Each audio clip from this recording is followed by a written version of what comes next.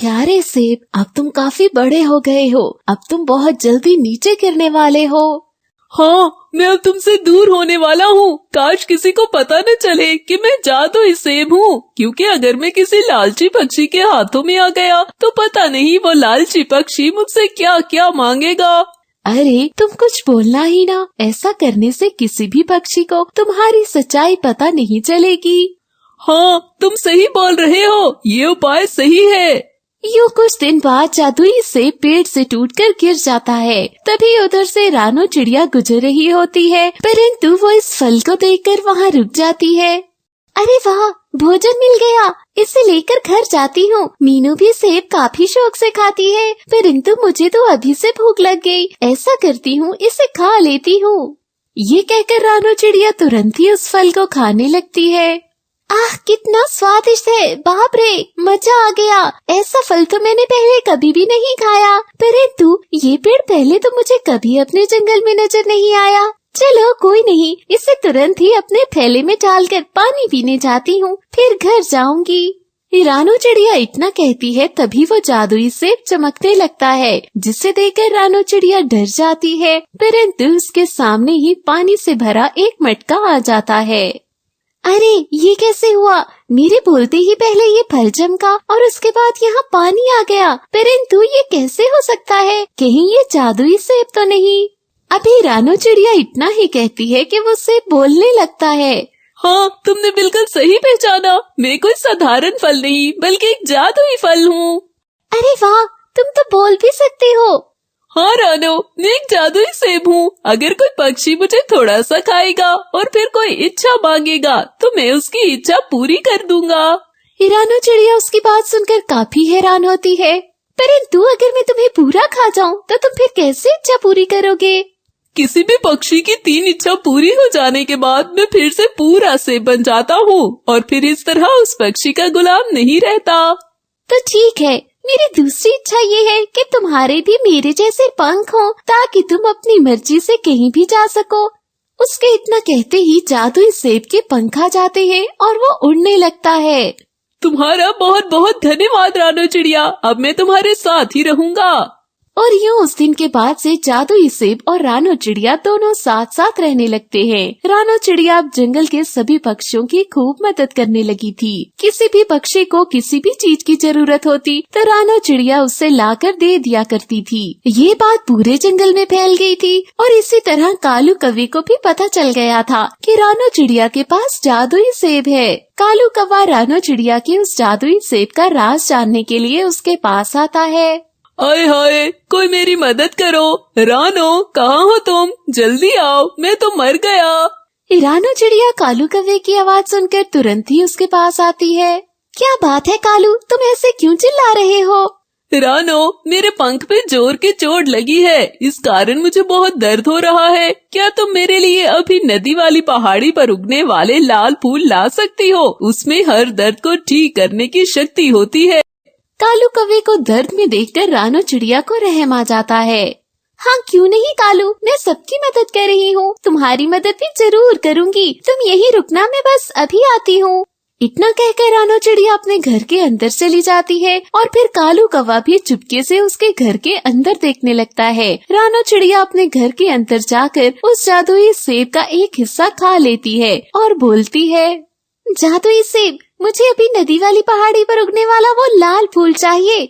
इतना कहते ही जादुई सेब चमकने लगता है और उसके सामने लाल फूल आ जाता है। तभी कालू कौवा घर के अंदर आ जाता है। अरे कालू, तुम यहाँ? हाँ, मैं सब कुछ देख रहा हूँ। ऐसा कहकर उसने तुरंत ही आगे बढ़कर जादुई सेब को खा लिया और बोलने लगा, अरे जादुई सेब, अब तुम वही करोगे जो मैं कहूँगा, समझे? अब मेरे साथ अभी के अभी मेरे घर चलो। कालू कौवे के कहने के तुरंत बाद ही वो जादुई सेब चमकने लगा और हवा में उड़ने लगा। तुम ये ठीक नहीं कर रहे कालू, जादुई सेब प्लीज, इसके साथ मत जाओ। इसने मुझे खाकर इच्छा की है रानो, मुझे इसकी इच्छा माननी पड़ेगी और ऐसा करना ही पड़ेगा। रानो, याद रखो, अगर तुमने किसी को कुछ भी बताया तो मैं इस सेब को ही खत्म कर दूंगा। ये कहते साथ कालू कौवा वहाँ से निकल जाता है और जादुई सेब भी मजबूर होकर उसके पीछे पीछे जाने लगता है। पता नहीं ये कालू कौवा इस सेब के साथ क्या करेगा। परंतु दूसरी ओर कालू कौवा वो सेब लेकर अपने घर आ जाता है। ए जादुई सेब। हाँ जी। जो खाना बाजू चील ने खाना है उसको वहाँ से गायब करके अभी के अभी मेरे सामने ले आओ। इतना कहते ही वो सेब चमकने लगता है। वहीं दूसरी ओर बाजू चील ने नन्ही चिड़िया को शिकार किया था। आज बहुत अच्छा हुआ जो ये नन्ही चिड़िया मेरे काबू में आ गई। अब तुरंत ही इसका स्वादिष्ट मांस खा लेती हूँ। वो ये कहते ही मांस खाने लगती है, जब अचानक से वो मांस गायब हो जाता है। अरे ये कहाँ गया? ये गायब कैसे हुआ? जरूर इसकी आत्मा होगी। परंतु वो मांस तुरंत ही कालू कौवे के पास आ जाता है। चलो सेब, अब जल्दी से वो खाना मेरे पास ले आओ जो लाल तोता खाने वाला है। जो हुक्म आपका।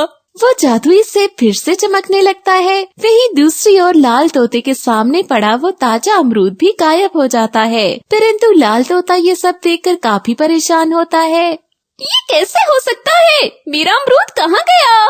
परंतु वहीं दूसरी ओर कालू कौवा सबके भोजन जमा कर लेता है। वो अब मजे से वो सारे भोजन खाता है। यूँ अगले रोज कालू कौवे का मन करता है कि वो स्वादिष्ट सा भोजन खाए। चलो सेब, अब मुझे मिट्टू महाराज का खाना ला कर दो। यूँ सेब उसकी ये इच्छा भी पूरी कर देता है। परंतु दूसरी ओर, अरे मेरा खाना कहाँ गया? सुनिए जी, जंगल के सभी पक्षियों के भोजन गायब हो रहे हैं। न जाने ये किस पक्षी का काम है। अगर ऐसी बात है तो मुझे सभी पक्षियों से मिलना होगा। वहीं दूसरी ओर रानो चिड़िया कालू कौवे के पास जाती है, जो महाराज का भोजन खाने लगता है। रानो, तुम क्यों आई हो? मैं अपने दोस्त सेब से मिलने आई हूँ और उसे अपने साथ ले जाने आई हूँ। परंतु ये मेरा आदेश मानेगा और तुम्हारे साथ नहीं जाएगा। नहीं कौवे, मैंने तुम्हारी 3 इच्छा पूरी कर दी है, इसलिए अब मैं रानो के साथ जा सकता हूँ। परंतु ऐसा कैसे हो सकता है? तुमने रानो चिड़िया की तो हर इच्छा पूरी की है। वो इसलिए क्योंकि रानो चिड़िया बहुत अच्छी पक्षी है और मैं अच्छे पक्षियों की हर इच्छा पूरी करता हूँ। ये कहते साथ ही वो सेब रानो चिड़िया के पीछे पीछे जाने लगता है। अरे रुको, तुम ऐसे नहीं जा सकते। यूँ कालू कौवा भी उन दोनों के पीछे बाहर निकल जाता है। वहीं दूसरी ओर सभी पक्षी मिट्टू महाराज के पास जमा थे, परंतु किसी को समझ नहीं आ रही थी कि ये बुरा काम आखिर कौन करता है। उसी समय वहाँ रानो और वो जादुई सेब भी आ जाते हैं। चिंता मत करें महाराज, मैं आपको सब सच बताता हूँ। अरे ये सेब बोलता भी है। हाँ, मैं एक जादुई सेब हूँ। महाराज जी, सच्चाई ये है कि आज तक जितनी भी चोरियां हुई हैं और आप समेत जिन जिन पक्षियों के भोजन गायब हुए हैं, वो सब मुझसे कालू कौवे ने जबरदस्ती करवाए थे। नहीं महाराज, ये झूठ बोल रहा है, ऐसा बिल्कुल भी नहीं है। मैं सच कह रहा हूँ महाराज। अगर आपको विश्वास नहीं है तो मेरे साथ कालू कौवे के घर चलिए। ठीक है। यूँ सभी पक्षी जादुई सेब के साथ उस कालू कौवे के घर जाते हैं। जिधर सारे पक्षी महाराज का शाही भोजन देखते हैं तो सबको विश्वास हो जाता है। महाराज, मुझे क्षमा कर दें, प्लीज मुझे कोई सजा मत देना। परंतु महाराज उससे 1 हफ्ते के लिए कैद कर लेते हैं। परंतु सेब, तुम कहाँ जाओगे? अगर तुम फिर से किसी लालची पक्षी के हाथ लग गए तो वो तुमसे गलत काम करवाएगा। मैं रानो चिड़िया के साथ रहना चाहता हूँ। रानो चिड़िया बहुत अच्छी चिड़िया है, वो मुझसे कोई गलत काम नहीं करवाएगी, बल्कि वो तो बाकी सभी पक्षियों की मदद करती है। इसलिए मैं रानो चिड़िया के साथ ही अपना पूरा जीवन बिताऊंगा। चलो फिर आओ घर चलें। फिर रानो चिड़िया भी बहुत खुश हो जाती है। वो फिर से उस जादुई सेब की मदद से सभी पक्षियों की मदद करने लगती है। अरे टोनी, तुमने ये क्या किया? मेरा अंडा पेड़ से नीचे क्यों गिराया? क्योंकि मेरा दिल कर रहा था। देखो, अब मेरा कोई भी अंडा नीचे मत गिराना। तुम पहले तो ऐसी नहीं थी, परंतु अब तुम्हें अचानक से क्या हो गया है? मेरा मन कर रहा है कि जंगल के सभी पक्षियों को तंग करूं, इसी कारण मैं ये सब कर रही हूँ। यूँ वो वहाँ से चली जाती है। टोनी चिड़िया जंगल की सबसे सुंदर चिड़िया थी। तभी टोना ने उससे शादी करने का सोचा था। उनकी शादी कुछ ही समय बाद होने वाली थी। रानो चिड़िया उसकी बहुत अच्छी सहेली थी, जो उसे शादी की बधाई देने आई थी। अरे टोनी चिड़िया, तुम बहुत सुंदर हो, परंतु तुम्हारा होने वाला पति क्या करता है? मेरे पति का गेहूं का खेत है। अरे वाह, क्या भाग खुला है तुम्हारा। मेरे लिए भी प्रार्थना करना कि मुझे भी ऐसा ही पति मिले। हाँ, तुम मेरी शादी में जरूर आना। परंतु तुम्हारी सौतेली बहन का क्या बना? वो भी तो तुम जितनी है। हाँ, परंतु रानू बहन, उसकी रंग सांवली है, इस कारण कोई भी पक्षी उसे पसंद नहीं कर रहा। मेरी तो यही इच्छा थी कि हम दोनों बहनों की शादी एक साथ होती। चलो कोई बात नहीं, ऊपर वाला उसके भी भाग खोलेगा। यूं रानू चिड़िया वहाँ से चली जाती है, परंतु उन दोनों की बातें सोनी चिड़िया पेड़ के पीछे से छुपकर सुन लेती है। अरे, इस टोनी का पति तो बहुत ज्यादा अमीर है, परंतु मेरे काले रंग के कारण कोई भी मुझसे शादी नहीं करेगा, और ये टोनी तो शादी के बाद खूब राज करेगी। नहीं नहीं, मुझे इस शादी को रोकना होगा, परंतु मैं क्या करूं? सोनी चिड़िया काफी दिमाग लगाती है जब उसे बुलबुल दिखाई देती है, जो रंग बेचने का काम करती थी। उसकी अपनी दुकान थी। अरे बुलबुल बहन, क्या तुम मुझे पीला रंग दोगी? हाँ, परंतु पूरे 50 रुपए का है। प्लीज, मैं पैसे बाद में दे दूंगी। मेरे घर का सारा रंग उतर रहा है, इस कारण तुरंत ही मुझे रंग चाहिए। यूं बुलबुल उसे वो रंग दे देती है। यूं सोनी चिड़िया वो रंग अपने घर रखकर तुरंत ही टोनी चिड़िया के घोंसले में जाती है। अरे सोनी, तुम यहाँ क्या कर रही हो? पापा ठीक तो है ना? नहीं टोनी, पापा की हालत बहुत खराब है, वो तुम्हें बहुत याद करते हैं। प्लीज तुम पुराने जंगल जाकर उन्हें देख आओ। मैं भी अभी ही वापस आई हूँ, परंतु पापा तो तुम्हें ही याद कर रहे हैं। सोनी, तुम चिंता मत करो, मैं अभी पापा के पास जाती हूँ। यूं टोनी चिड़िया तुरंत ही अपने जंगल से पुराने जंगल चली जाती है। सोनी चिड़िया बहुत खुश होती है क्योंकि उसका उपाय सही काम कर रहा था। वो अपने घर जाती है और तुरंत ही अपने ऊपर वो पीला रंग कर देती है, जिससे उसका काला रंग छुप गया था। अब वो बिल्कुल टोनी चिड़िया लग रही थी। अब देखना टोनी, मैं क्या करती हूँ। सोनी चिड़िया यूं बाहर निकल जाती है जब उसे लूसी कबूतरी का घोंसला नजर आता है। उसने कुछ दिन पहले ही 2 अंडे दिए थे, परंतु सोनी चिड़िया तुरंत ही वहाँ जाकर एक अंडा पेड़ से नीचे गिरा देती है। अरे टोनी, तुमने ये क्या किया है? तुमने मेरा अंडा तोड़ दिया, परंतु तुम ऐसी तो नहीं हो। क्या हो गया है तुम्हें? हाँ, मैं ऐसी नहीं थी, परंतु मैं इस जंगल की सबसे सुंदर चिड़िया हूँ, और टोना ने भी सब पक्षियों को छोड़कर मुझसे शादी करने का फैसला किया है। इस कारण मेरा मन कर रहा है कि मैं जंगल के सभी पक्षियों को इनकी औकात दिखाऊं। सोनी चिड़िया टोनी का रूप धारे ये सब कह के वहाँ से चली जाती है, परंतु लूसी कबूतरी हैरान हो जाती है। वो तो सोनी को टोनी चिड़िया ही समझ रही थी, क्योंकि उसने पीले रंग से अपना रंग जो छुपा लिया था। सोनी चिड़िया इसके बाद हरियाली तोती के घोंसले की ओर जाती है, जो अपने नन्हे मिट्टू को भोजन खिला रही थी, परंतु वो वहाँ जाकर नन्हे मिट्टू का सारा भोजन खा जाती है और नन्हे मिट्टू को मारने भी लग जाती है। अरे, ये क्या कर रही हो टोनी? होश में तो हो, तुम्हें क्या हो गया है? तुम चुप कर जाओ, मेरा जो करने का मन करेगा मैं वही करूँगी। यूँ सभी पक्षी परेशान हो जाते हैं, क्योंकि उन्हें यही लगता है कि ये बुरे काम टोनी चिड़िया ही कर रही है। टोना को भी पता चल जाता है, वो सोनी चिड़िया के पास जाता है। उसे यही लगता है कि वो टोनी है। टोनी, ये सब क्या है? मैं तो तुम्हें संस्कारी समझता था, परंतु तुमने तो सभी जंगल के पक्षियों को परेशान कर दिया है। हाँ, क्योंकि मेरी शादी आपसे हो रही है, आप सबसे अमीर हो, इसी कारण मैं अब सबको बताऊंगी कि मैं कुछ भी कर सकती हूँ। परंतु टोना बहुत परेशान हो जाता है, वो वापस चला जाता है। सोनी चिड़िया खुश हो जाती है क्योंकि उसका उपाय बिल्कुल सही काम कर रहा था। यूँ वो वापस अपने घर चली जाती है। फिर वो नहाकर सारा पीला रंग साफ कर देती है। यूँ वो फिर से काले रंग में आ जाती है। परंतु अगले रोज टोनी चिड़िया वापस अपने जंगल में आ जाती है, परंतु वो ये देखकर बहुत परेशान होती है कि कोई भी पक्षी उसके पास नहीं आ रहा था। पहले वो लूसी कबूतरी के घोंसले में जाती है। अरे टोनी, तुम यहाँ क्या कर रही हो? देखो, मेरा एक ही अंडा रह गया है, अब तुम इससे कुछ मत करना। अरे, ये कैसी बात कर रही हो लूसी बहन? भला मैं आपके अंडे को क्यों नुकसान पहुँचाऊंगी? टोनी, तुम फिर आ गई हमारे घोंसले में, चलो जाओ यहाँ से। यूँ बंटी कबूतर टोनी चिड़िया को वहाँ से बाहर निकाल देता है। अरे, ये सब क्या चल रहा है? सब मुझसे इतने नाराज क्यों है? ये टोनी चिड़िया अपने घोंसले में आ जाती है, परंतु उसी समय टोना चिड़िया भी वहाँ आ जाता है। टोनी, मैं तुम्हें ये कहने आया हूँ कि तुमने कल जंगल के पक्षियों के साथ जो कुछ भी किया है, इस कारण अब मैं तुमसे शादी नहीं कर सकता। मैं अब किसी और से शादी करूँगा। टोना जी, परंतु मैं तो कल इस जंगल में नहीं थी, तुम ये कैसी बात कर रहे हो? और ये सब पक्षी मुझसे मुँह क्यों फेर रहे हैं? इतने में मिट्ठू महाराज का एक सैनिक वहाँ आ जाता है। टोनी चिड़िया, तुमने कल जंगल के सभी पक्षियों को बहुत तंग किया है, इसी कारण तुम्हें सजा मिलेगी। यूं सैनिक टोनी चिड़िया को एक पेड़ से उल्टा लटका देता है। सभी पक्षी बहुत खुश होते हैं, परंतु उसी समय रानो चिड़िया भी वहाँ आ जाती है।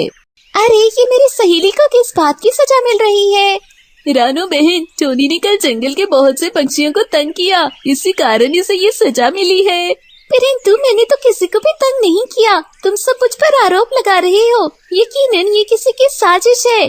टोना जी, प्लीज ऐसा मत करो, इस शादी से इनकार मत करो। परंतु रानो चिड़िया के अलावा कोई भी टोनी चिड़िया की बातों पर विश्वास नहीं करता। वहीं दूसरी ओर सोनी चिड़िया बहुत ज्यादा खुश हो जाती है। वो तुरंत ही अपने घर जाकर फिर से पीला रंग करती है और नदी के पार जाती है, जिधर टोना उदास बैठा था। अरे टोना, क्या हुआ जो टोनी चिड़िया से तुम्हारी शादी टूट गई है? तुम मुझसे शादी कर लो, मैं भी तो सुंदर हूँ। यूं मानो चिड़ा सोनी चिड़िया को देखता है, वो तुरंत ही उससे शादी के लिए तैयार हो जाता है और वहाँ से चला जाता है। सोनी चिड़िया बहुत ज्यादा खुश हो जाती है। अरे, मुझे तो विश्वास ही नहीं हो रहा कि मेरी शादी टोना से हो रही है। ये सोनी चिड़िया खुशी खुशी नदी में छलांग लगा देती है। उसका रंग फिर से काला हो जाता है, परंतु वो तुरंत ही अपने घर चली जाती है और शादी की तैयारी करने लगती है। सभी पक्षियों को पता चल जाता है कि इस जंगल में एक नई चिड़िया है जिससे टोना शादी कर रहा है, परंतु टोनी चिड़िया अभी भी उस पेड़ से लटकी हुई थी। कोई भी उसके पास नहीं आता था, परंतु एक रानो चिड़िया ही थी जो उसको भोजन खिलाती थी। यूं शादी का दिन आ जाता है। सोनी चिड़िया ने खुद पर पीला रंग किया हुआ था। वो टोना के साथ बैठी थी, आधी शादी होने ही वाली थी, परंतु रानो चिड़िया वहाँ आ जाती है। रुक जाओ सब, ये शादी नहीं हो सकती। ये कैसी बात कर रही हो रानो? मैं सच कह रही हूँ, ये चिड़िया वही है जिसने टोनी चिड़िया पर आरोप लगाकर इसकी शादी तोड़ दी।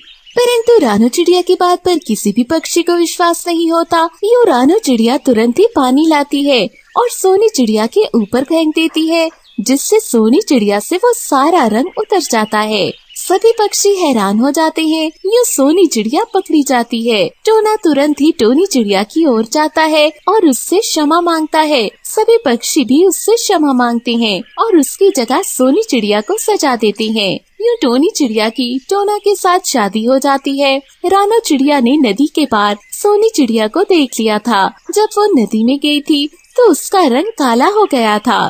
तभी वो समझ गई थी कि इस सब के पीछे सोनी चिड़िया का हाथ है। उसने सोनी चिड़िया को रंगे हाथों पकड़ने का प्लान बनाया था। यूं वो सोनी चिड़िया की सच्चाई सबके सामने ले आई थी और उसने टोनी चिड़िया को बचा लिया था और उसे बुरे काम की सजा मिल गई थी। कालू के हाथ में एक कुल्हाड़ा था जिसे वो टोनी चिड़िया का सारा घर तोड़ देता है। अब मजा आएगा इस टोनी को। आई बड़ी मेरी पत्नी को काली बोलने वाली। अब जब अपना टूटा हुआ घर देखेगी तो इसकी सारी अकड़ निकल जाएगी। यूं कहकर कालू कौवा वापस अपने घर चला जाता है। कुछ देर पहले ही टोनी चिड़िया ने काफी मजे का भोजन बनाया था। वो भोजन बनाकर सारे जंगल के गरीब पक्षियों की मदद करती थी, परंतु कालू कौवा और गोरी कौवी भी उससे भोजन लेने आया करते थे। टुनटुनी को बहुत गुस्सा आता था। मम्मा मम्मा, ये गोरी आंटी और कालू अंकल हमसे भोजन क्यों लेने आते हैं? कालू अंकल का तो अपना भाग है, आज के बाद हम उनका कोई भोजन नहीं देंगे। नहीं बेटा, ऐसे नहीं कहते, ऊपर वाला नाराज हो जाता है। क्या हुआ जो उनका अपना भाग है, परंतु हम उन्हें मना भी तो नहीं कर सकते। कालू कौवा आलसी है, वो खुद से कोई काम नहीं कर सकता, इसलिए उसे मांगने की आदत हो गई है। यूं टोनी कालू और गोरी को भी भोजन दे देती थी, परंतु एक रोज भोजन कम पड़ गया था। चुनचुनी बेटा, ये लो भोजन, आप ये खा लो, परंतु अगर गोरी या कालू अंकल आए तो उनसे कह देना कि भोजन खत्म हो गया है। मैं जरा कबूतर भैया के यहाँ भोजन दे आऊं। ठीक है मम्मा। यूं टोनी चिड़िया अपने घर से निकल जाती है, परंतु उसके जाने के तुरंत बाद ही गोरी कौवी आ जाती है। अरे ओ टुनटुनी, चलो आज का भोजन दे दो। आज मुझे ज्यादा भोजन चाहिए क्योंकि मेरे चंगू को बहुत ज्यादा भूख लगी है। क्षमा करना आंटी, परंतु आज तो भोजन खत्म हो गया है। ऐसे कैसे खत्म हो गया है? चलो मुझे भोजन दो, ये जो तुम खा रही हो ये ही दे दो। नहीं आंटी, मैं आपको ये भोजन नहीं दूंगी। अरे ऐसे कैसे नहीं दोगी? परंतु गोरी उसकी एक भी बात नहीं सुनती और ये भोजन लेकर भाग जाती है। मेरा भोजन, मेरा भोजन, गिनती आंटी ने मेरा भोजन छीन लिया। यूं टुनटुनी रोने लग जाती है, परंतु तुरंत ही टोनी भी वापस आ जाती है। क्या हुआ टुनटुनी बेटा? यूं टुनटुनी टोनी चिड़िया को सारी बात बताती है। उस दुष्ट कवि को तो मैं छोड़ूंगी नहीं। यूं टोनी चिड़िया गोरी कवि के घर चली जाती है। तुम्हारी हिम्मत कैसी हुई गोरी, मेरी टुनटुनी के हाथ से भोजन छीनने की? ओए टोनी, आराम से बात करो। मेरे जग्गू को भूख लगी थी, परंतु तुमने सारा भोजन अपने दोस्तों में बांट दिया। इसी कारण मैंने तुम्हारी टुनटुनी के हाथ से भोजन छीन लिया था। टोनी ये सुनते ही जग्गू से भोजन ले लेती है। तुम्हें मैं अब कभी भी भोजन नहीं दूंगी, समझी? तुम आज से अपना भोजन खुद जमा करोगी। गंदी कवि, मुझे तुम पर दया आती थी, जिस कारण भोजन दे देती थी, परंतु तुमने अच्छा नहीं किया। जैसा तुम्हारा काला रंग है, बिल्कुल वैसे ही काले तुम्हारे काम है। टोनी ये कहते साथ तुरंत ही वहाँ से भाग जाती है। उसी समय कालू आ जाता है। कालू, कालू, तुम्हें पता है गंदी टोनी ने मुझे काली बोला है, और तो और इसने जग्गू से भोजन भी छीन लिया है। उस टोनी को मजा चखाओ ताकि उसे पता चले कि उसने किससे पंगा लिया है। अच्छा तो ये बात है, अब देखना मैं क्या करता हूँ। उसको बड़ा घमंड है ना अपने घर पर, अब देखना मैं उसके घर के साथ क्या करता हूँ। यूं वो कालू कौवा एक कुल्हाड़ा लेकर टोनी के घर चला जाता है। वो तुरंत ही उस कुल्हाड़े की मदद से टोनी का घर तोड़ देता है। यूं टोनी चिड़िया का सारा घर टूट जाता है। अब मजा आएगा उस टोनी को जब उसे पता चलेगा कि उसका सारा घर टूट गया है। हा। कालू कौवा वापस चला जाता है, परंतु जैसे ही टोनी और टुनटुनी अपने घर आती हैं, तो वो काफी परेशान हो जाती हैं। अरे हाय, मेरा घर टूट गया। मुझे पता है जरूर ये कालू और गोरी का काम है। परंतु मम्मा, अब हम क्या करेंगे? हम कहाँ रहेंगे? सर्दी भी काफी ज्यादा है मम्मा। आप चिंता मत करो बेटा, मैं अभी सोचती हूँ हम मेहनत करके एक नया घर बना लेंगे। परंतु मम्मा, उसके लिए तो हमें लकड़ियाँ चाहिए होंगी, परंतु हम इतनी ज्यादा लकड़ियाँ कहाँ से लाएंगे? तुम चिंता मत करो, मेरे साथ चलो। यूं टोनी अपनी बेटी को अपने साथ ले जाती है। वो एक बहुत बड़े दरख्त के पास रुकती है। मम्मा, मम्मा, इस दरख्त पर तो एक भी पत्ता नहीं लगा, हम यहाँ कैसे घर बनाएंगे? बेटा, हम इन्हीं गिरे हुए पत्तों से घर बनाएंगे। देखना ये घर बहुत ज्यादा सुंदर बनेगा। मम्मा, ये तो काफी मेहनत का काम है। हम दोनों मिलकर बनाएंगे तो ये काम हो जाएगा। मैं कबूतर भैया को भी बुलाती हूँ, वो भी हमारी मदद करेंगे। इस तरह कम समय में घर बन जाएगा और हम सर्दी से बच जाएंगे। ऐसे वो दोनों कबूतर के पास चली जाती हैं। कबूतर भी उन दोनों की मदद करता है और यूं टोनी चिड़िया का पत्तों का काफी सुंदर घर बन जाता है। वो दोनों उसी घर के अंदर रहती हैं। वहीं दूसरी ओर कालू काफी ज्यादा खुश होता है क्योंकि उसने टोनी का घर गिरा दिया था। देखना गोरी, अब वो टोनी सर्दी में बाहर मर जाएगी और इसकी वो बेटी टुनटुनी भी। देखना वो सबसे मदद मांगेगी, परंतु कोई भी उसको अपने घर में नहीं घुसने देगा। हाँ, उसने मुझसे भोजन छीना था ना, अब यही उसकी सजा है। यूं वो तीनों अपने घर में बैठे टोनी पर हंसते हैं, परंतु उसी समय काफी जोर से हवा चलती है। मम्मा, मम्मा, मुझे बहुत डर लग रहा है, कहीं हमारा घर टूट न जाए। चुप करो जग्गू, कभी तो अपनी जुबान से अच्छे शब्द भी निकाल लिया करो। जब भी देखो तो फजूल बातें करते हो। चलो अब शांति से सो जाओ। हाँ जग्गू, कुछ भी नहीं होता, हमारा घर बहुत पक्का है, मैंने खुद ही ये घर बनाया था। देखना ये तेज हवा हमारे घर को हिला भी नहीं सकेगी। कालू भी यही कहता है कि तुरंत ही उसके घर की छत हिलने लगती है। जग्गू डर जाता है। देखा, देखा, मैंने कहा था ना कि ये घर टूट जाएगा। अरे जग्गू, कुछ नहीं होगा। जग्गू, तुम बाहर सर्दी में चले जाओ, अगर तुम्हें इतना ही डर लग रहा है। हम तो अपने घर में रहेंगे। ठीक है, मैं बाहर जा रहा हूँ, मुझे तो अपनी जान बहुत प्यारी है। ये कहते साथ ही जग्गू बाहर निकल जाता है, परंतु उसके बाहर जाते ही वो घर गिर जाता है। गोरी और कालू के ऊपर उनके घर की छत गिर जाती है। अरे बचाओ, मुझे बचाओ, कोई तो मेरे सर से ये दरवाजा हटाओ, वरना मैं मर जाऊंगी। अरे कालू, कहाँ मर गए? मम्मा, मम्मा, मैंने कहा था ना कि घर टूट जाएगा, परंतु मेरी बात किसी ने नहीं सुनी। अब देख लें क्या हो गया है। अरे जग्गू, ये ऐसी बातें करने का समय नहीं है, तुरंत ही अपने पिता को बुलाओ। कालू, कहाँ मर गए हो? गोरी कवि को ऐसी आवाजें देती है, परंतु कालू तो सचमुच में छत गिरने के कारण मर गया था। जग्गू ये देखता है तो रोने लग जाता है। मम्मा, मम्मा, पापा तो मर गए हैं। जग्गू तुरंत ही गोरी के ऊपर से वो दरवाजा हटा देता है। मम्मा, आप ठीक तो हैं? गोरी तुरंत ही उठती है, परंतु उससे काफी ज्यादा चोट आती है, जिस कारण उसे चला नहीं जाता। चलो जग्गू, हमें यहाँ से जाना चाहिए और किसी पक्षी की मदद मांगनी चाहिए। यूं वो दोनों वहाँ से उड़ने लगते हैं, परंतु गोरी से उड़ा भी नहीं जाता, क्योंकि उसमें इतनी ताकत नहीं थी। यूं गोरी तुरंत ही नीचे गिर जाती है।